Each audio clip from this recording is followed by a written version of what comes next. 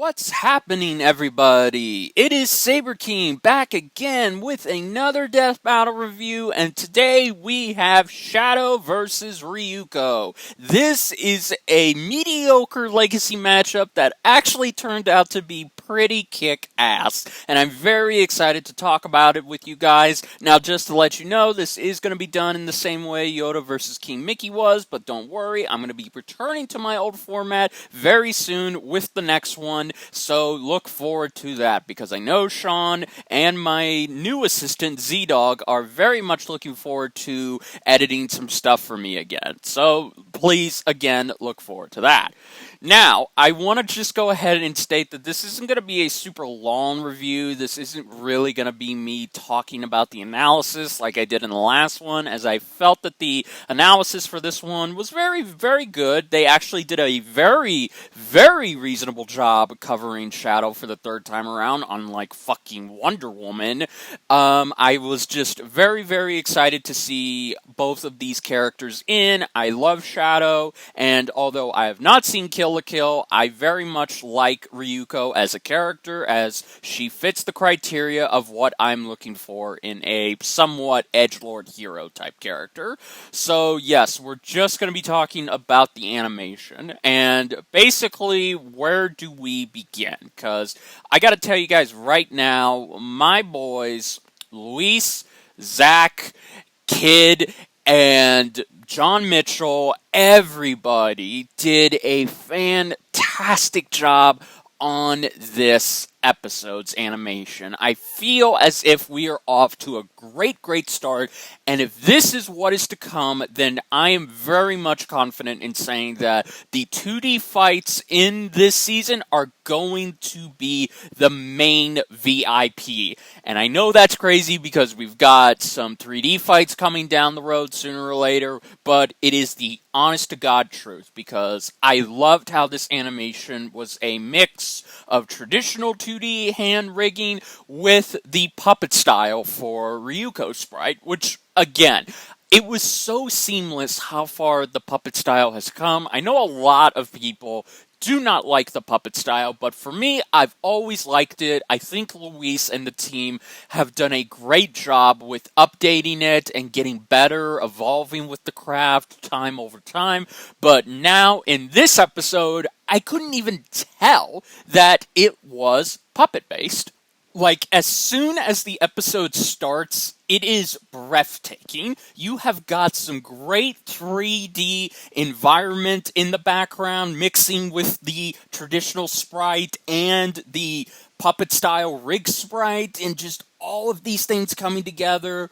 It's all very well done. I love the choreography. I love the action. I love the effects. Everything is just so beautiful. I can't really say anything other than that, but really what it all comes down to is just how much effort and passion was put into this, because I gotta tell you guys right now, I was only looking forward to this episode for the animation. I did not care about the analysis, about the statistics. I kind of knew going in that this was unfortunately going to be a pity win for Shadow, and anyone who kind of says, no, it's not because they wouldn't do that, well, unfortunately, I think this is the case where you can't really give that argument, because ultimately, Shadow was just brought back to finally be given a fucking win. And I think he needed that.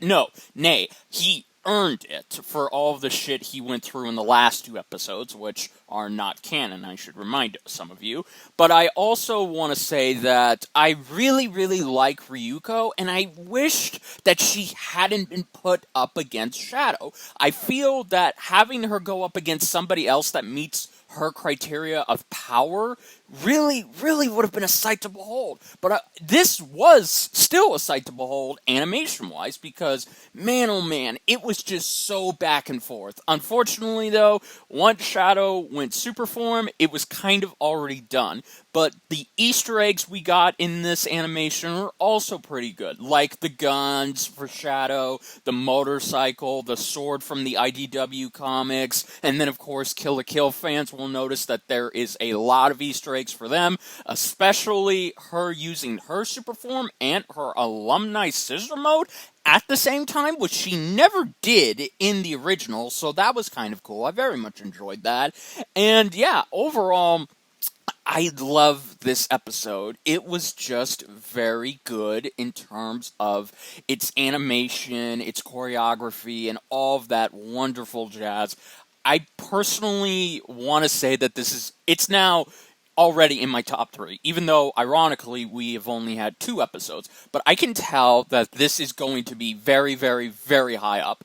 Once again, I'm hoping that the other episodes can match this level of quality. I don't doubt that it will, especially when Star vs. Steven comes out, and also the next one, but I am still happy with how this turned out. Now, I also want to give a huge shout out because I feel not a lot of people are giving credit where credit is due, but my boy John Mitchell personally got to animate all of the hand-drawn segments you saw in the finished episode. Yes, he got to animate the transformation sequence, he got to animate some of the other stuff, especially the last couple of shots. Overall, he just kills it. While he personally doesn't like how he did the eyes for Ryuko, I must disagree because I just find his art so breathtaking, and I feel like it just propels this episode even higher than it already did. So yeah, I really am excited for John to animate more 2D episodes, and I think you guys are going to really get a taste of what he's going to be doing, because if you've already seen this fight, or if you saw the last couple of 2D episodes he did, storyboard-wise and animation-wise, then let me just say this, I am just so excited for him to be working alongside Luis and Zach in the hand-drawn segment department, so props to him. Now, as for the voice acting, I very much thoroughly enjoyed it. I am kind of personally glad they didn't get Taka back to do the voice of Shadow, because, no offense to him, I feel like it was time to pass it on to somebody else who would definitely do it a lot better and have a lot more better direction, which again, that was never Taka's fault. But yeah, I am just so happy that the voice actor of John Talbane got to come back, and he actually did a very great job as Shadow. I very much enjoyed his performance, and I think, again, since Taka is the only other one to voice Shadow, I feel like I prefer his take hands down 9 times out of 10. So yes, very good job to him. And as Ryuko, I really, really enjoyed her performance. I think she did a great job of capturing what the character is, and that edginess and that kind of teenage angst attitude and all that. It was very nice. So yeah, great stuff all around. So I'm just excited. I am. I'm just excited for how we get to see more actors come into these 2D episodes and really give some great performances. Like, again, Marissa deserves so much credit for all of her wonderful voice direction. And as for the music, man, I am so glad Theirwolf Media and Brandon got to collaborate once again to deliver a stone cold fucking amazing track. That's really it. That's all I can say, because I've listened to it 8 times now. It gets better and better. It kind of has that imperfect imperfection vibe meets Mighty, I guess is a great way to sum it up. It fits the characters so well, and it does a great job of painting a picture of just how similar both Shadow and Ryuko are, while at the same time just doing its job at being a great banner and the standout track of the freaking episode, because really, when you get down to it, that's what Brandon and Theirwolf Media do so well, is give amazing, wonderful, head-banging, memorable tracks. Man, I think you can already tell I love this episode very, very, very much. I didn't expect to love its animation, its voice acting, its music the way I did, but I will say I'm happy that I walked out very entertained and very excited to see what the rest of the 2D episodes are going to be like. Particularly with the next one being Lex Luthor versus Doctor Doom, and then hopefully Star versus Steven, fingers crossed.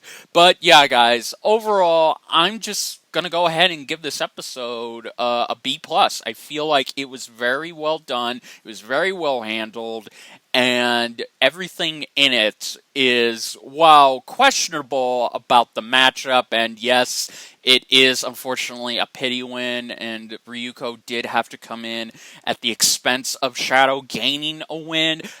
I still had so much fun with it, and I think that this did a better job of representing not just Shadow, but Ryuko as well, to where you don't feel like you're kind of on a losing side with Ryuko. That is, if you ended up picking her. So, yeah, guys, overall, those are just my thoughts, and I'm very curious to see what you guys thought as well. Even if you did or didn't like the episode, I still want to hear what you got to say down below. And I might as well just go ahead and sign off, but until then, guys, I'll see you for the next